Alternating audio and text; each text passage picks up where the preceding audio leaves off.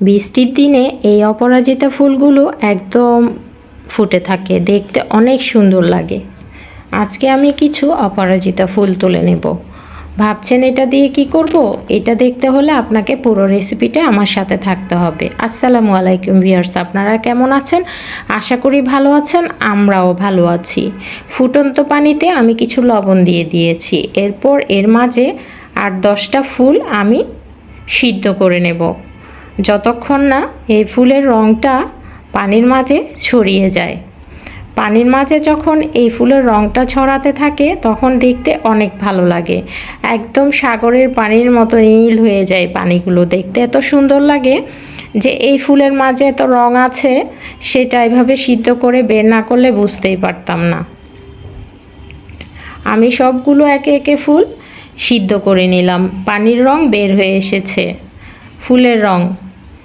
এখন আস্তে আস্তে আমি ফুলগুলো পানির থেকে তুলে নেব।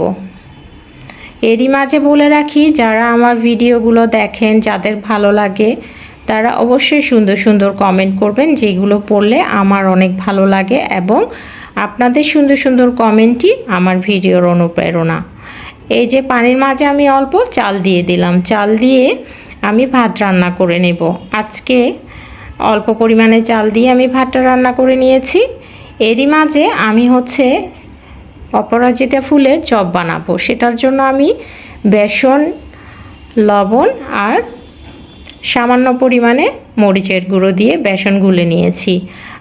আপনারা অবশ্যই বেগুনি বানান, সবাই যেভাবে বানান ওভাবে ফুলগুলো ডুবিয়ে ডুবিয়ে আমি তেলের মাঝে ছেড়ে দিচ্ছি। একটু হালকা আছে ভাজবেন। ফুলগুলো মুচমুচে করে ভেজে নিতে হবে, এপার ওপার সুন্দর করে উল্টিয়ে পাল্টিয়ে ভেজে নেব। ফুলগুলো আমার বেশি জোরে যদি জাল দেন তাহলে পুড়ে যাবে, একটু হালকা আছে ভাজবেন। আমার ফুলগুলো রেডি, এই যে ভাজা হয়ে গেছে। আমি আস্তে আস্তে সবগুলো ফুল ভেজে নেব, ভেজে তুলে নেব। আর অল্প পরিমাণে বেসনের মাঝে পেঁয়াজ কুচি আর কাঁচামরিচ দিয়ে আমি একটু ঝাল ঝাল চপ বানিয়ে নেব।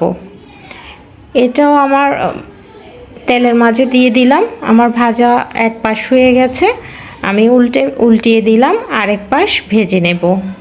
ওদিকে আমার ভাতও রেডি হয়ে গেছে। আজকের ভাতটা অনেক মজা হবে, একদম অন্যরকম ফ্লেভার। এই যে আমার অপরাজিতা ফুলের ভাত রেডি, আমার পাকোড়াও রেডি। আর আপনারা যারা যারা এভাবে খেতে চান তাহলে অবশ্যই কিছু অপরাজিতা ফুল তুলে বাসায় ট্রাই করতে